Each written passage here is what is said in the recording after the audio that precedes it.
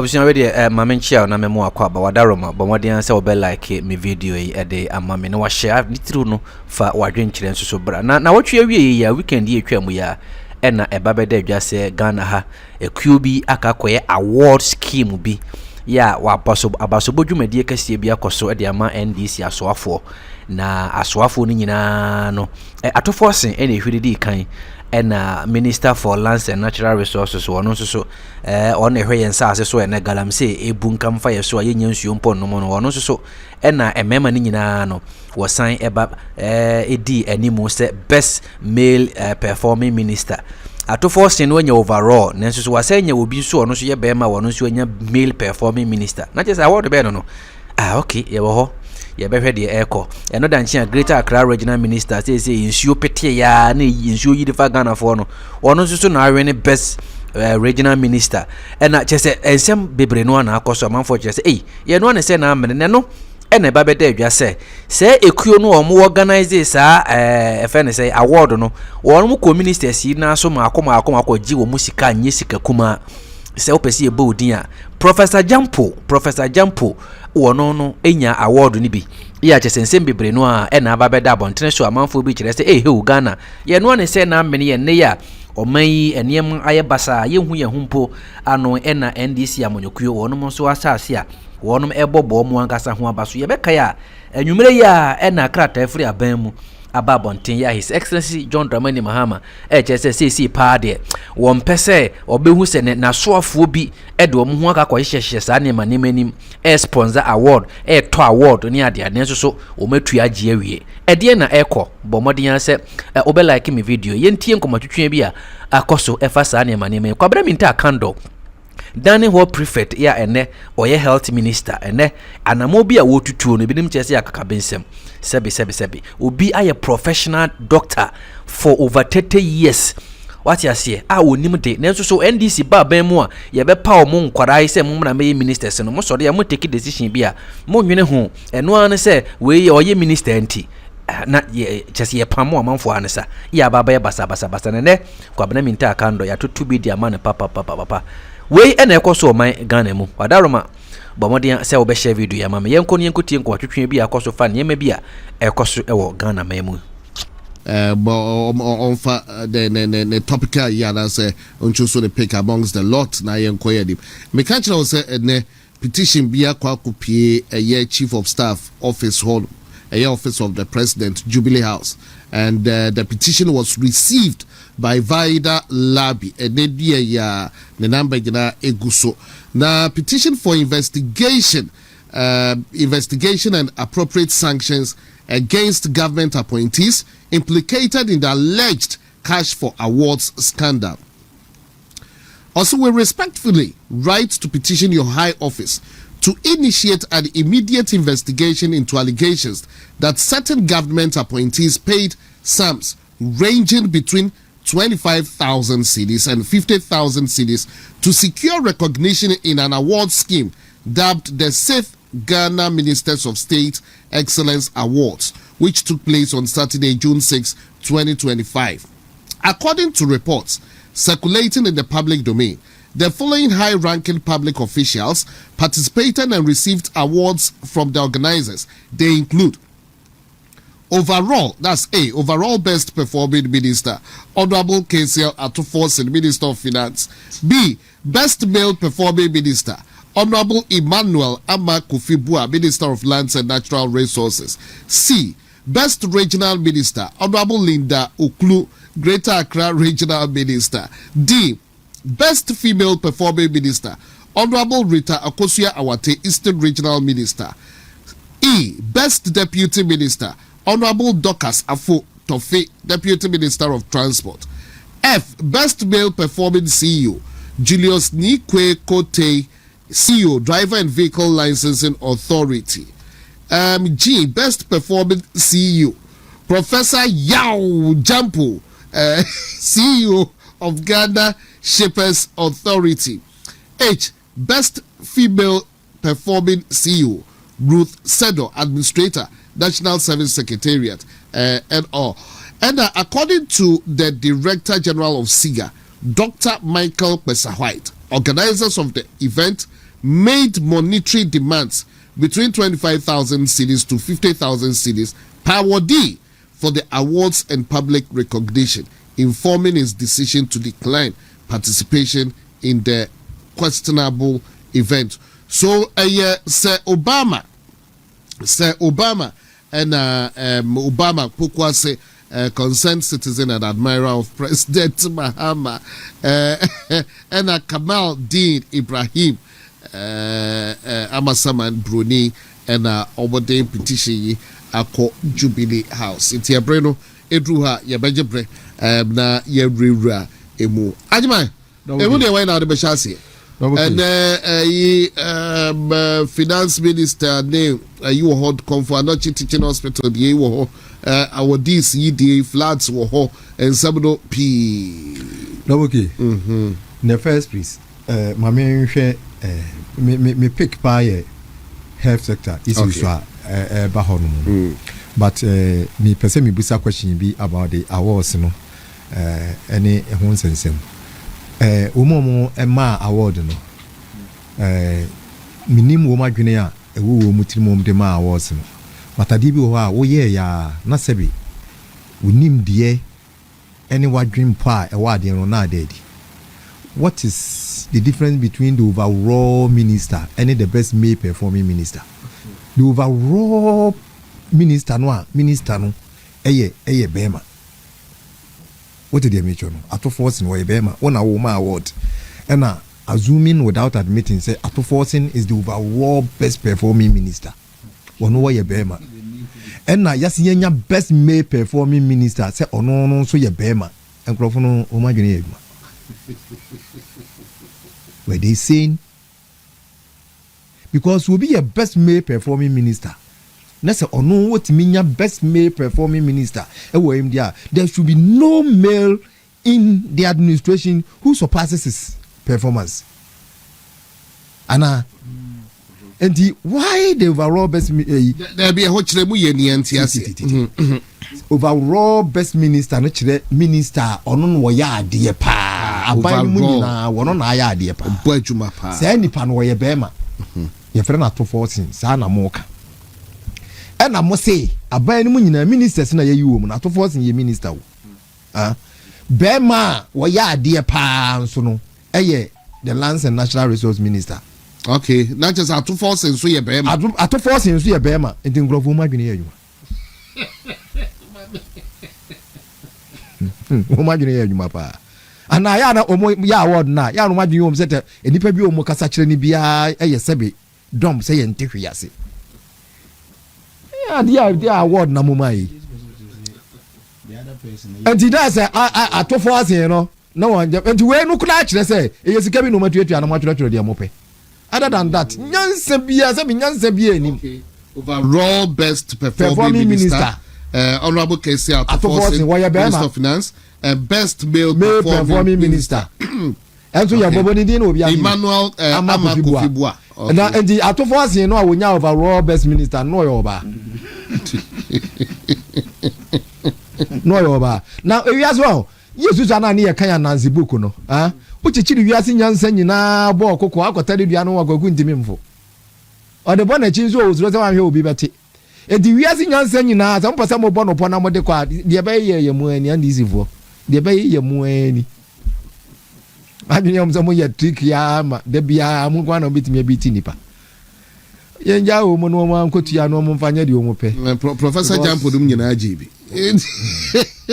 But Yaga Sobuko, ya, said about that man the better. Prophet, where Yasika, Etia, at awards. Means you were. No, okay. Ministry of Health in Sama Ebaho. Amania ye face a woman must say. In fact, among Penny John Dramani Mahama, on cracking a whip cacra. Of far, Commoner Minta Akandoh, honorable member of parliament, and then the co-minister of Health, you be a cassette. That was a wrong appointment. What did they mention? Ministry of Health today. The history a support to sa sector no echire say amfa wo bia ni nim de commensurate with the medical doctors okuro ho a ubenya confusion kwa and there is record ewo ho no mo a obi anim da udu obi call na doctors ni nyini say enipa na ode na ba no ni nim de ne nwoma sua mu how was here killing no ho administratively any BBA mu no what did them cho no wonu mu at par because that is a sector. What did them cho no you will be dealing with professors and consultant doctors and crofo masua de akwa echi pa even medical they will be medical doctor kwa no what did them cho no it takes me about 7 years. O first degree it take you say 4 years o second degree take you 2 years still how come medical school na nka unwe and son o my we akoye postgraduate studies akwa actually abaye consultant this uncle for no say o pobi amna kodi wo manim na onu mu adi anohoba ene niema you look for somebody with either age or capabilities that is commensurate with the womotie no. So this appointment in the first place no was a wrongful appointment. Inti no mampanyi ohunu de ohunu. Onyi kwabra Minta Akandoh. Onyi no. Dani ho prefect there. Ye dey question Malama medical doctor. Only so ba who say by nature they will not accept. Sa issue crop apa. A be argument na say you omode bad say oh you minister they are not necessarily say so where but it's about government policies and I could push it. It's about policies. And you know Kresa government engineer policy be farmer to and crofo na so and work as a government policy now kwakoye eye anu baabaye you go to meetings upon meetings, consultations upon consultations, and you meet people to deliberate on issues, current pressing issues. What did they make sure? And your sense of judgment, anyone near ma would meet you, no, it matters as a minister. That is why on no mukoshi bia or you soon cocoa instead of you nagre. Any we are siabla bonso a yebono. Double K, or bien who are winning Yansa Chan only mention. Obia woni mu nyansa chen obia wajimi chen wa head and was president Jimmy no woni nyansa no adwuma enti se okọ obia wo nimde na wo ye nyansafo na wo anhweye na akoye on se okoye anything contrary they will prove to you say we no man and that we no match for them. Enti me say in the first place omampanyin John Dramani Mahama on pen ho asem a onyi kwabra Minta Akandoh adi onyi na di mfiri Ministry of Health Ministry of Health de oman ya ho oden ye bibia ye betimi di akekere oman we ni nyina no what did they make no ene nipa ya pomuden sa pomuden ama na evidence index and rise na mfia ye betimi di agina ye ho no ankwa nanimu a ye ni say productivity be conform enti kwabra Minta Akandoh he is not fit for purpose. And yet, a conference the any first one. What buy or quartermele or coye the same thing. Or buy or back conference obey the same thing. This is not the first one. Okay, hero conference project, a quite fast the former CEO. Any the circumstance when they Mozart meet you, Crano man, Freno, near Mabasa, no me, and Mozart now. On pen who has no person maintain dignity and we ho. What did they do? Meanwhile, we kwabna Minta Akandoh tenkran ema yesi abrantie bi de raf eko hospital eko de nurse for any hospital staffs administration eko diti wo matam ne wo kokon tokwa ho o ka kire say what set committee up until today that committee you don't know the findings how they buy na abrantie no kwam friend wan go and you have taken just about 4 to 5 days to suspend the whole medical doctor. It has taken you just about 4 days to suspend the medical doctor. Knowing inside no the ultimate take a decision about it. That street boy, you couldn't deal with him because of your class in best of the same feather. You are flopping together. I know there are no you street munti. I know the any day me boy. I will be teaching medical doctors. Maybe a power lies. They will prove to you have no match. Meanwhile, or come for noche. Yes, facilities no overburden of conference enye ne o enti se kwabna Minta Akandoh obetro le krata na se o de suspend this CEO because say wo mo reject your friend is an emergency case. What did them John? It means that you are not on top of the issues there. woni mo hwe na wo baaye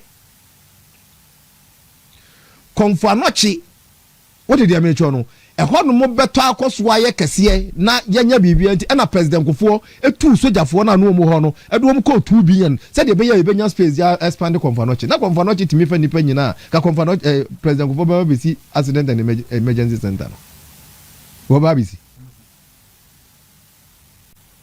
officer na konfo anochi etimi meet all the capacity a enka Dr. Ochirade Mensa ebe ya sa hero konfo anochi project no o ka se hero konfo anochi project no na ebubu agu o konfo anochi dan na si wono no eso che kwalebu e fensoso ba ni ya tro hero konfo anochi the name hero konfo anochi ni na mo nam street mu se ebe so konfo anochi agu ntra we needed to use a name, a catchy name.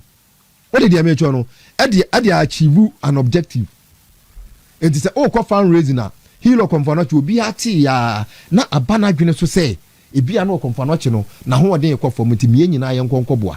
So what did you make sure no konfo anochi is arguably one of the best medical centers obetimi afa even in the whole of West Africa. But ni atwero hero konfo anochi ye yusu ohen kese no na ni monyam edi bia beka ho. What did you make sure no na mo nam street mu munim administration munim hwe nti na mo fi se emre so medical officers e catch us say there is no better. It does not mean say ketaya de never tutu na bi ni ho. It does not mean say better de never tutu na bi ni ho.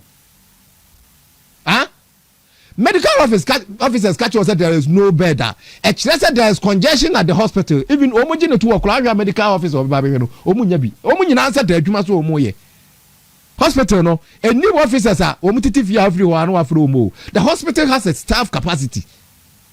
And in emergency cases no there are specially trained doctors are omutimi attending to all the cases. Time I do ma mi kokoduru one no all of those people no omu wo theater bi omu ye adwuma obia engaged. Nurses ni betimi afre yemfre doctors mesi yemfre no we yemfre obefre omu nyina obia nsa da adwuma so awoye no maka actually say there is no bed fa no hospital for floor. Because it will not sound proper for them to come out and tell you say yenye nipa mane hwe no. And the no bear syndrome no does not necessarily mean say yempa na any ho. Ya nka konfa na china mpa ni o ye konfa na mpa ni o mpa ni hinifa. They can treat you on the floor. If the men are there. Yeah, ko campaign in 2020. You do nothing part of a Tameliside one baby. Only say obi tutuo. Emma because of the drone no ane wo honum ntino. Dr. Anthony Siasa ne Dr. Ohene Badan so no mo kika o mutiri bo ho. Emma o mo hwe nipa no drone de niam ba mom de nipa no to table so etimi yi tu aboba no esave ne life. With the best capacities and with the best of resources, the medical doctors can work anywhere. That is why. And now says I no bear syndrome no ever. What did I mean? What did no matter say? Call the next available hospital. Now we will follow the person. You the Nipana or Yadiano. The available any man where they ever buy Mumudia in Huajuma. Yeah, I left one corner. I thought I had a G3.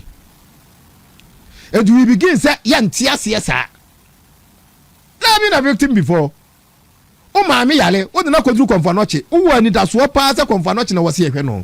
And wo mka tro say fa no kosu ntire so.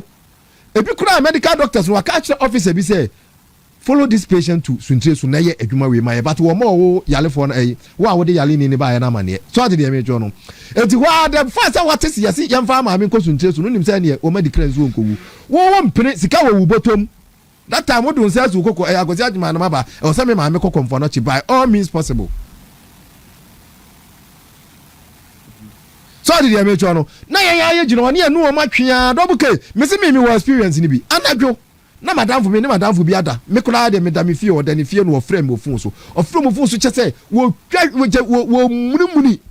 You car, me na madam for Moses, ya didn't call. Confonochi, do confonochi. And I do be 2 o'clock.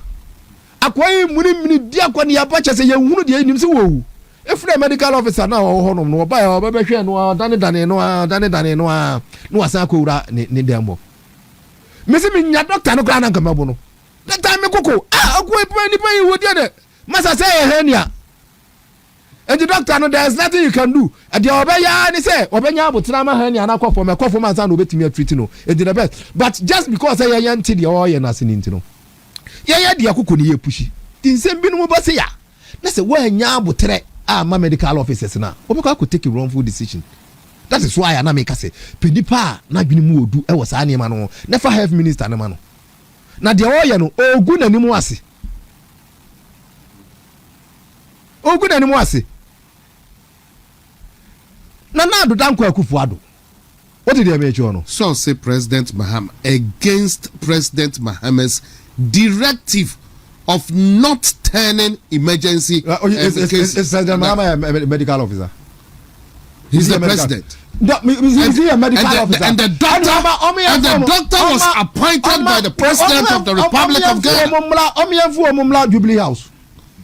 Yemfa emergency cases in Jubilee House. Yadi gaga was a issue no. Issue say nipa no nsada adwuma so a won timi nye. Was he against the president directive be? Is it compulsory say there be nipa bi ayale was here den ko kompono che. Emergency cases. Emergency cases. E wo ho no mo e na ye problem a adent no decapitation be 2 years so say wo yale a until referral ye ntimi fa ko kompono che. Adent at first no be decapitation na ye bone na wo mampanyi dirima na. Unim say kompono che no obi yale ne ye den ko no ma e ye fa na. Dia adent no be say capitation be to Ashanti region. Okay. And the best solution to the issue is say one, Dr. Mahmoud Bawumia made sure say, yeah, the drones ever supply medical supplies. Said the beya, baby, I di yalini ni bekobiano. Provided that there is a medical officer, that person could be saved. Sir, medical supply drone system away. Away. So now. The drones cannot carry a enfant come and hospital. Edmi the Mambo hospital ya say referral ko konfanoche. The data plan hospital be a hodom. Say you know data is plan about babichem. We did a system through the digitalization. Say all medical records nyina no. Enka wo konfanoche na okokolebu a. Medical officer na wo hwe no. And when you problem kula no answer wo bo file number no bo ya no hu ekwan na konfanoche for treat wo nyina. Now I yes adwuma na to aso pepepe. Sa system na be kwa mi nka Akandoh ya o meji system ne say e de be na fraud wo ne de be ense no. After military hospital. Trade agenda no grant na there. Eurojet. Agenda 111 project. All these hospitals has been completed. And kasenka mu pese ye referrals ha. Take what do near una hospital no. What do I near una hospital no? Me say University of Ghana Medical Center na omo celebrate no. It is nowhere near the Afeli Ministerial Hospital this one. It is nowhere near. Completed and commissioned. The only thing left are MINTimi Yusu Hospital now say adwumbani oni pabitiri. Mate I'm a double K. Sa hospital where you know go traded to wait ni nyina mo se monye your hospital was a we are mo se mo fa ho when you na mo fa ho no then you come to a conference ebe press conference say my directive say what directive is more much better than say ka be catch us hospitals na kan nyina yemi bi o mampanyi directive na kan ye papa chensa president ko phone say accident and emergency center amampanyi wanya sika e de ye nkokon nketenkete wanya sika 290 million e de top pad e de ne si ukwan so obesi accident and emergency center ni bia ka ho e de ne si ni kwan sa directive no de mmema no e de na nkesi amampanyi kwan say enko be pagya the same sika ni bi e de si sa emergency center na president Kufuor si ye no e bia ka ho. Now that inflation is down, now that everything is going on well with Ghana's finances, sika e wo fie bebrebe no ade na ko amampanyi nya sa ade ni bi. We are in solidarity with the medical doctors. Apart from saying, no. Yes, no, see, I do some politicians, Akandoh. And almost like I almost see that. Oh, yes, Rome. You are colors. You do be bad as a politician. So, there be a Ghana. I do the Ajimai. they don't judge na mo kra mo ma ho me kwa bruchiri obo no be pede ho be kwa bruchiri akwa kwhwe de ho okay asamo entiensem ni nyina asama ye ka nyina ye simple Ghana foi oman no enko ba bia even okonfa no chi honum na no na do danko akufu ado esi 40 bed 400 bed o ka sa hospital na edan na ye butugu ye na di 44 years no ye sia ye bibia wi aka fitin say di be hihim nko a but Ghana for simple it is either amampanyin John Mahama ebi ko abere mi ka Akandoh adi anaso amampanyin John Dramani Mahama na akasa yen sensa no parliament en fa no censorship said the ka sen ko be censor amampanyin ko faro no because the decision bi a wo take ni say bia no emwo man Ghana ebeni abra no aye kwa ni nani pa endorso na ye hia ayaresa bia no dodo na ntu ba dia bia ya kodo no na wo bia aka ho bi na a serve humanity but aban say for political reason ti yenya ho ne yen spene na ekufu ado anwie na omo anwie na mo anwie no mo fanye propaganda yen spene at what cost?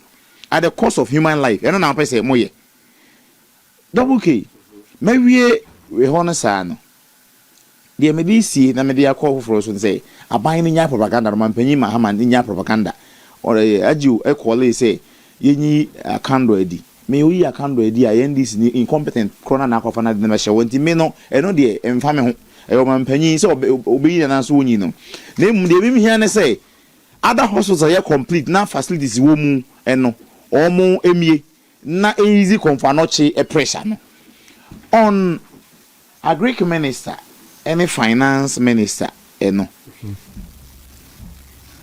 me take ni agric minister no ese oma agric ministry so oma sorry finance ministry say wama agric ministry no and a minister omo budget na about saying 85%. Eno the amount. Yeah, no the amount. Okay, constituting 1.67 billion. And agric ministry they say obwa. It's a lie. Inti the channel says say ni panemi no. Ba ku di atro. Say ni panemi no. Ba ku di atro. Either so me ni di atro. And I say ba ku e di atro. That day, now the press conference and not energy minister, sorry, deputy finance minister, address press no. Now Greek minister not you. Okay, now any body language. Now share said the OC also niti. Okay, no have no usuniti. No when the but how don't me go microphone in free no ga say oh boy. Enunti na ya o so kana no tum oba no ma na info na representative na appendages take it to social media and mo twa bia bo finance ministry ni pa stop the infantile propaganda and my adwetwa bia ma wo mo pa na ne nyina mu no se chiniye mienu ko ada no friend say director chase we nya aso no bia no be heavy say nti yen ka se chiniye mienu ko a o mindful no and the sofa unim honorable atu forcing Castle that no Dr. Chase ni din ya atro forcing into honorable atro forcing ni behavior ya put up no eno ene de koko ekuafo eni e de omo problems abey because from last year October be pim sa abre we say koko ekuafo yentu a omoka ni nyina sika no finance ministry ni behavior ye any finance minister atro force in behavior ye and ma ye nuanom a omo wie school for the first time college of education for mo wie school na ye fa say batch bi ye fa omo na ye bia bi akafie ebi see that throughout the 8 years of MPP and even kra no Mahama time onim say nurses for NDC for no omo crazy backlog of nurses but teachers there na list but for the first time I backlog of teachers tifie because of atro forcing because sa financial clearance I was wodema na Ministry of Education timi fa mebunu no on fa ma because ye fa mebunu no a credit be kwa ma education minister in the per se Ghana mebunu ne na mabonten na kom ne wo mo sen say the other ministry na say ni colleague minister e be fa won adwuma ama credit akọ on ho si etie kokọ akuafo ka e be boosti erikoku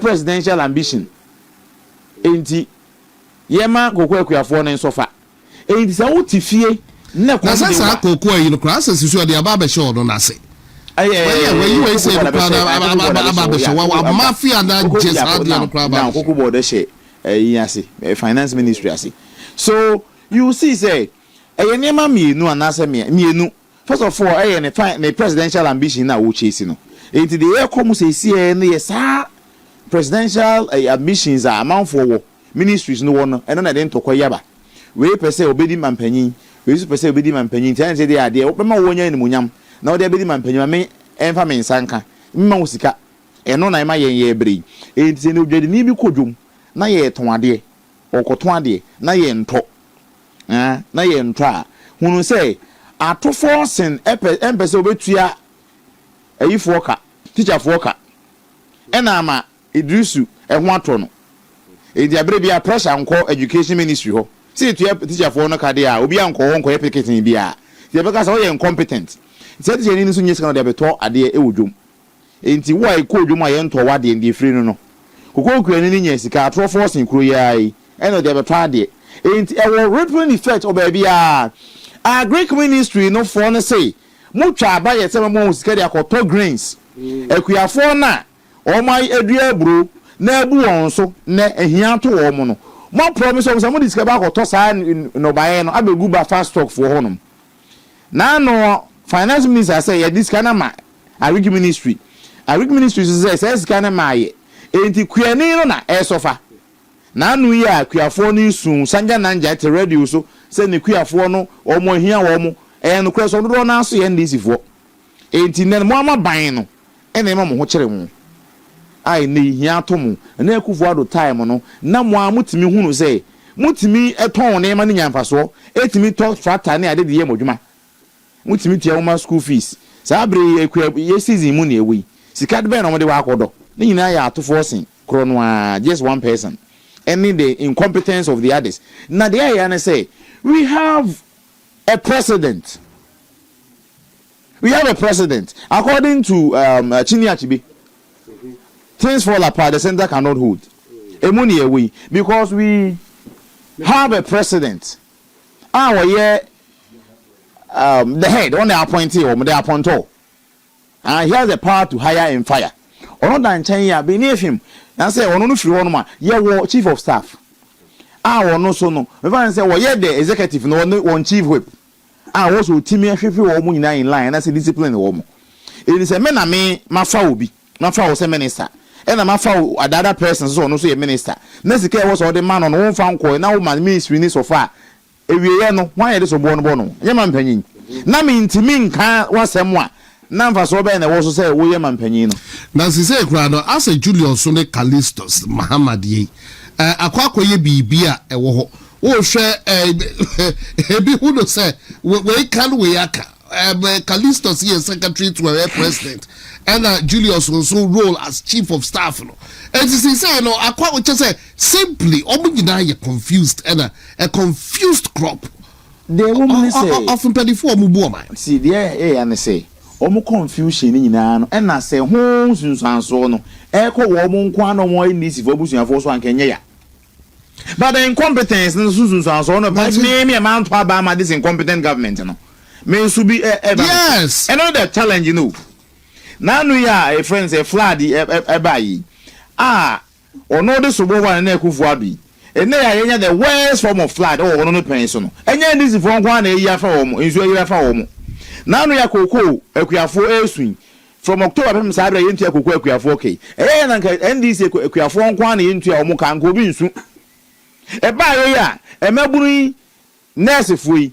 Yesi e fa omo a ya mfa omo. Teacher 40 fie ya omo swin.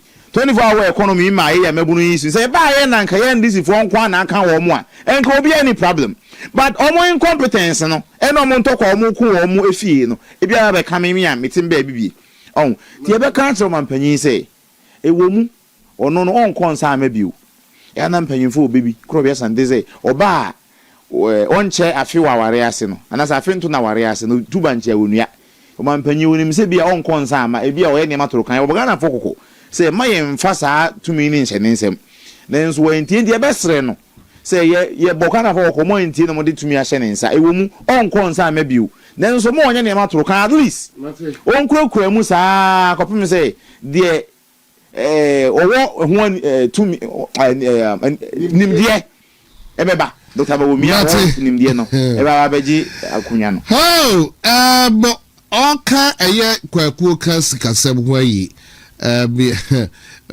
be also nearly 24 billion of 2026 Q1 budget left unspent as revenue shrinks by 2.7 billion cedis. Finance Ministry data. Nearly 24 billion cedis of 2026 Q1 budget left unspent as revenue shrinks by 2.7 billion. Finance Ministry data. Saying go for your country, spending party. Mahama bans ministers and state CEOs from accepting private awards without presidential. Mahama bans ministers and state CEOs from accepting private awards without presidential clearance. Our position, so I said, Nanado. Award be anu akwaje chire ko hu no so gina amanone amodremu eje award ni bi was a honorary doctorate problem ho kan sem bebre we ni e kwa no ko e no kwaje de de he say the aba beto dwa no de so wa bane the ministers do some mo kwaje award be from omo awon sheda na say Linda Oklusi she deserves the award or no she deserve award but ajimai on a Greek minister and finance minister and talk or more. Again, I'm a reminder and Simbia or no our kind my first good coup d'etat the book our trade anymore. Say indeed we're indecisive. I'm indecisive. After forcing seriously. Criteria be pa no mampanyi di as finance minister. Parliament sena no your ranking me wa. Parliament no ye obeye minority leader. It will share be a see edun ketia. Send ye see edun ketia be catch say oh no eno catch o mampanyi. Say debi adie eneda ho no. Eneda ho no. Ti ono anya ba bia hye dia.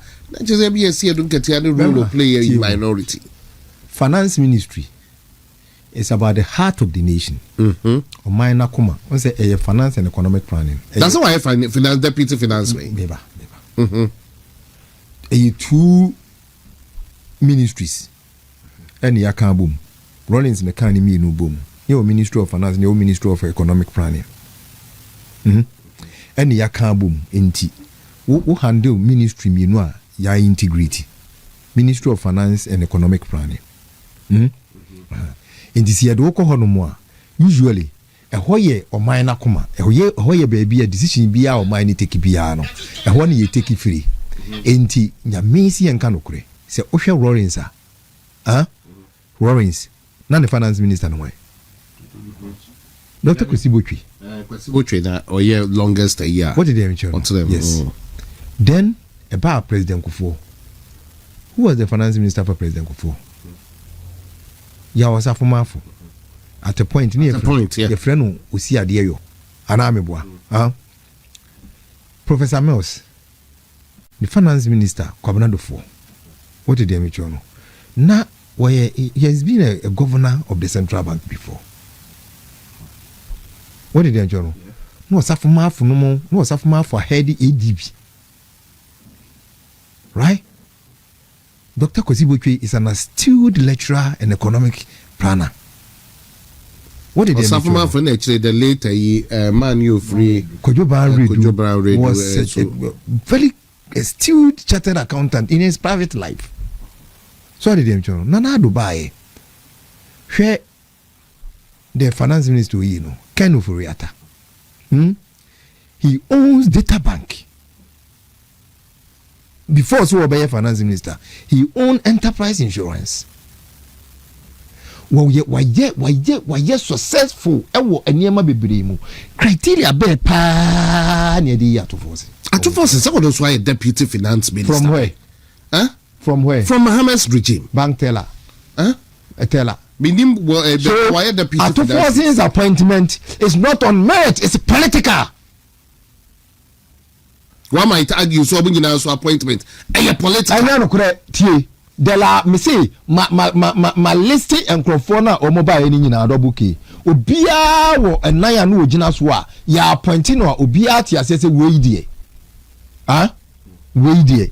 Dr. Kwatibotwe was a university professor. Anameboa. Ah no wachira de wo university almost a perfect person. What did they do? Dr. Kwabnado for was a former governor of the Central Bank. What did they do? Ya was Safumafo was a banker and an astute one. Until your friend say Atofo in Eba Parliament, no I tell our bank. No a deputy minister.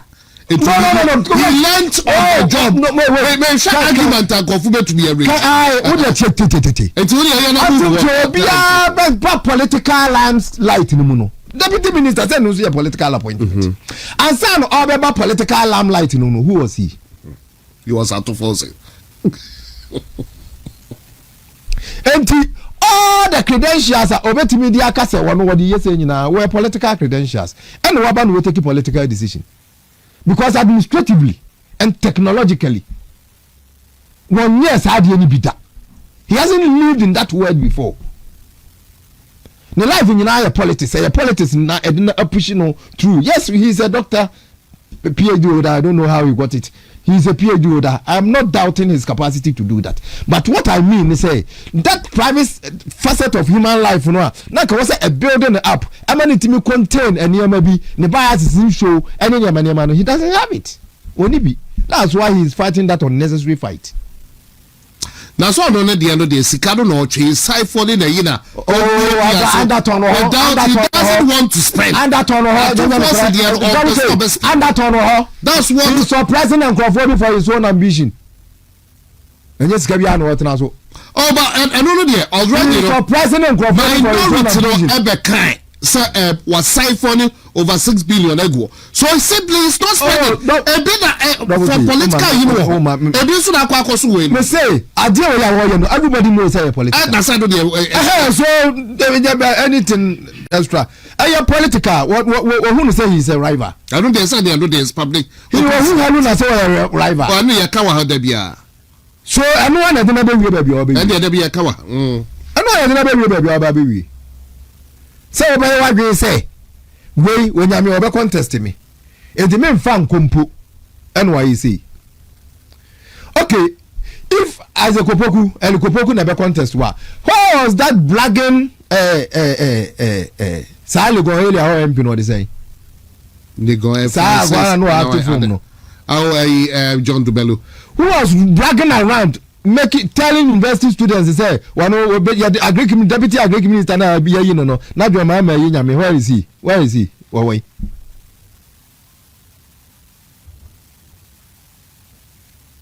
so and some na air course woni nyina no omampanyine say some ministers ni bi ebi no ho no position bi ho no ma it requires competence and merits.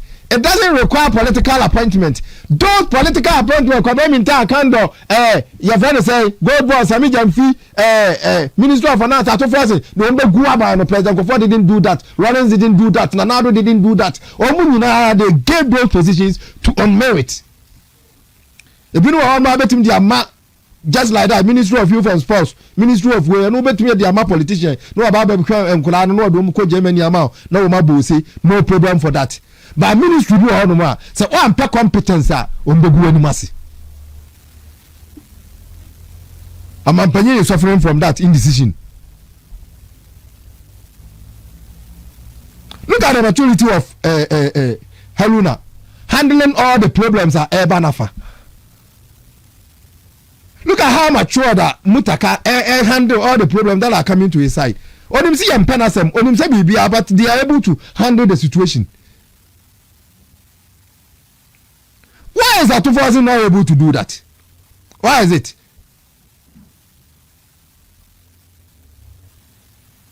enti agric ministry ni ntokwa na omo ku ni nyina no de he wo pekura atofo sin releases kanu ma wo mu a enka de besi a na ase NDC intimi se agric sector da enya no kure bombe ye bia agric sector no be kofom de bia NDC be ba mu bia om ne gukuyayo enti wo pa ma releases kanu mu Elikopoko is damn incompetent, he can never do anything, he is just blagging ntokwa na aba no wo kun bie obwa. But the point is they are fighting political fight. They are fighting political fight. Emphasis be any so. Ekuafo mu bregu. Abawo ya mokofa no ba no. Mu bregu. Ekuafo ko sika. Exam. Ene kashu yento. Ene ebro na abu adwira. Ni nyina yi so ni satugu. Atidua yento. Bibia no ho. Amampanyin ma order. Say, 300 million Ghana cedis say, yemfa nko buffer stock, enko to aduane ya mutu. Ena NDC panyini o. Asi enipa friend we fun so a instead so be chance say good morning was mutu manza. And the end fellow class of fa call because of the campaign ye kire kuafo. Afrano obi afrano fun so a also chia no say good morning no was mutu manza. Amampanyi kaja rape. Nanya dia kaka nyo. President Mahama was our cracker rape na. No, it was na President Akufo-Addo ministers now. That was about the biggest problem and everyone. The first time one cracker rape, so I'm not expecting him to crack any rape. What about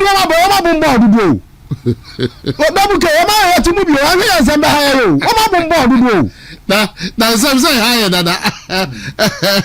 They are going to walk far back. Almost celebrating mediocrity. The BI catch you say, you do not have to sit in your comfort zone praising yourself. Delay your gratification. If you are a leader, delay your gratification. Let somebody say, so why are there? Don't go and say, now, Greater Accra Regional Minister, what brings you here for an original demo? If you have a school in Yakura, I don't know, I don't know. That's your best minister. Where did you get that?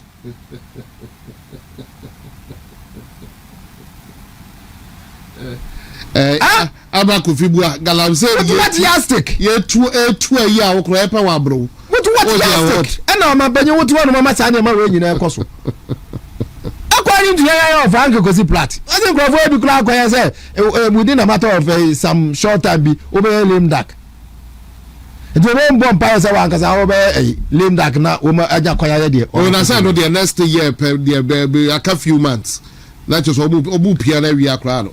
Let us say examples are President Obama set examples and another room set here no. Obama okay say what continue children what's your baby no. What did you learn? Because in fear kakra ya baby di Ghana here e ko fear me nothing has changed. Bibia no no asesa. Bibia ni ho. Yes we can before the adwene ba. Na ne manfo abobo ne manfo ano. Amo makoya ade a o madwene am so o muntimi nye.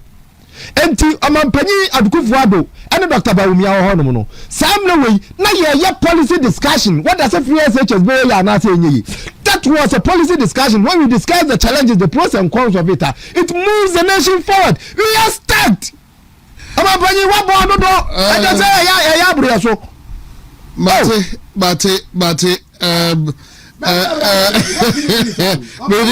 Medim say kwaku ya sorry jubadi do so na President Mahama de over expectation ko higher ube ya bipu na jira na he about there sorry bia just one kwaku ya sorry jubadi do so Ajima ya betrawa na uba high expectations from Mahama what shada a very quick one. Yeah. Mama nko nyina hini. Na me nchia menana me mama nesiwa. Friend Juliana Fofie. Oye polling station women organizer e wo nyina hini bro no bi e friend no abobo onwin. Me chia na pa na menu ya Judith nso da ko a ono nso e contest electoral area